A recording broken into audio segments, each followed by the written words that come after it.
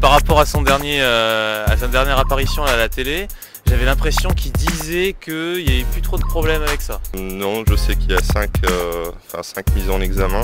Aucune idée. Dans la merde, globalement, c'est tout ce que je sais.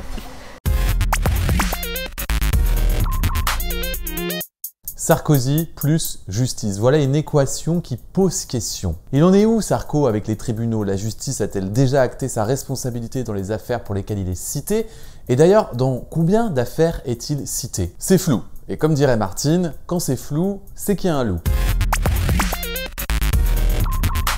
L'affaire des écoutes, l'affaire Big Malion, l'affaire des pénalités des comptes de campagne de 2012, l'affaire des voyages en jet, l'affaire des hélicoptères du Kazakhstan, l'affaire du financement libyen, l'affaire Tapi Crédit Lyonnais, l'affaire des sondages de l'Elysée, l'affaire Bettencourt, l'affaire Karachi. 10. C'est le nombre d'affaires judiciaires dans lesquelles Nicolas Sarkozy est ou a été cité. Tiens d'ailleurs, dans quel cas est-ce qu'on peut être cité dans une affaire? La citation ne présume en rien de la culpabilité. Simplement le fait de constater que dans un dossier, le nom d'un justiciable apparaît. Ça s'arrête là. Ça ne correspond à aucun statut particulier. On peut d'ores et déjà supprimer 3 affaires. Celle où la justice a ordonné un non-lieu, c'est-à-dire celle où Nicolas Sarkozy a été mis hors de cause. Il en reste donc 7. Maintenant, passons aux affaires où Nicolas Sarkozy a été mis en examen. Mais au fait, c'est quoi une mise en examen? La mise en examen correspond au statut d'une personne à l'encontre de laquelle il existe, selon le juge d'instruction, des indices graves ou concordants. Mais dans l'affaire dite Big Malion, si Nicolas Sarkozy est bien mis en examen pour financement illégal de campagne électorale,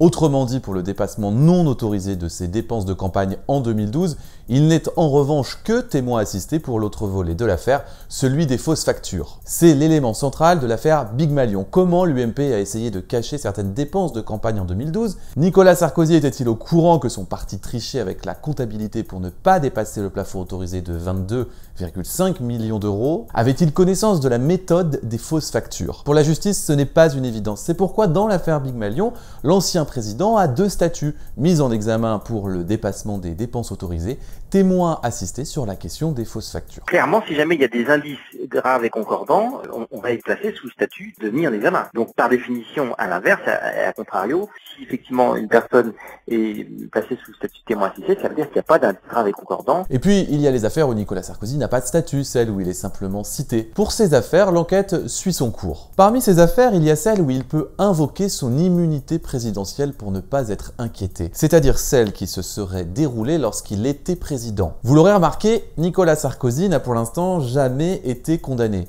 Je n'ai jamais été condamné. Pourtant, lors du micro-trottoir, on a pu voir que ce n'était pas une évidence pour tout le monde. Il me semble qu'il a été condamné il y a quelques temps déjà. Je pense qu'il l'a déjà été. Il a sûrement été condamné par la justice. Après, non, je ne sais pas plus que ça. Alors pourquoi cette image? La faute à qui? Quand vous avez un certain nombre de médias, soit parce que les journalistes n'aiment pas Nicolas Sarkozy, soit parce que on veut faire dans le sensationnel, on vous donne des éléments bruts. Et puis, on laisse l'opinion là-dessus. Forcément, après, le citoyen se dit, sûrement, Sarkozy a dû être reconnu coupable dans telle ou telle affaire. C'est la faute à la médiatisation pas cadrée. La seule réalité dans le pays, c'est la décision finale de la justice. Vous l'aurez compris, c'est pas la faute à Sarkozy. Et puis de toute façon, comme le dit très bien son avocat... Dois-je vous rappeler quand même qu'être mis en examen n'empêche pas d'être candidat à l'élection présidentielle. Mais je vais vous dire une chose plus importante encore, avoir été condamné n'empêche pas d'être candidat à la primaire.